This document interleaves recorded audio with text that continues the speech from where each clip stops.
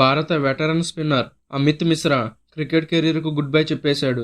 ఒకానొక దిశలో తన స్పిన్ మ్యాజిక్తో టీమిండియాకు ప్రధాన అస్త్రంగా మారిన మిశ్రా అన్ని ఫార్మాట్ల నుంచి వైదొలుగుతున్నట్లు గురువారం వెల్లడించాడు.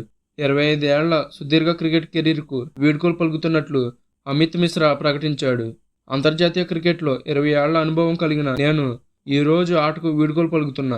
నా మొదటి ప్రేమ, తొలి గురువు, నాకెంతో సంతోషాన్నిచ్చే క్రికెట్కు గుడ్ బై చెప్తున్నా.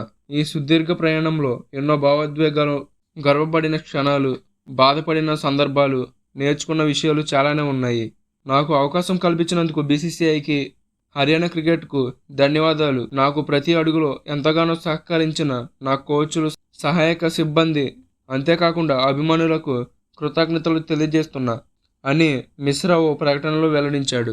నిజానికి అమిత్ మిశ్రా దేశవాళీ క్రికెట్లో అద్భుత ప్రదర్శనతో మెరిశాడు. దీంతో సౌరవ్ గంగూలీ సారథ్యంలో టీమిండియా తరపున 2003లో తొలి వన్డే ఆడాడు. 2017లో చివరిసారి భారత్ తరపున బరిలోకి దిగాడు. ఆ తర్వాత నుంచి అవకాశాల కోసం ఎదురు చూసిన భారత సెలెక్టర్ల నుంచి పిలుపు రాలేదు. కానీ ఐపీఎల్ సహా దేశవాళీ క్రికెట్లో మాత్రం ఆడాడు. అమిత్ మిశ్రా టీమిండియా తరపున 22 టెస్టులు, 36 వన్డేలు, 10 టీ20లు ఆడాడు. 3 ఫార్మాట్లలో కలిపి 156 వికెట్లు పడగొట్టాడు. ఇక ఐపీఎల్లో అమిత్ మిశ్రా అదిర ప్రదర్శన చేశాడు. ఏకంగా 3 హ్యాట్రిక్లు పడగొట్టాడు.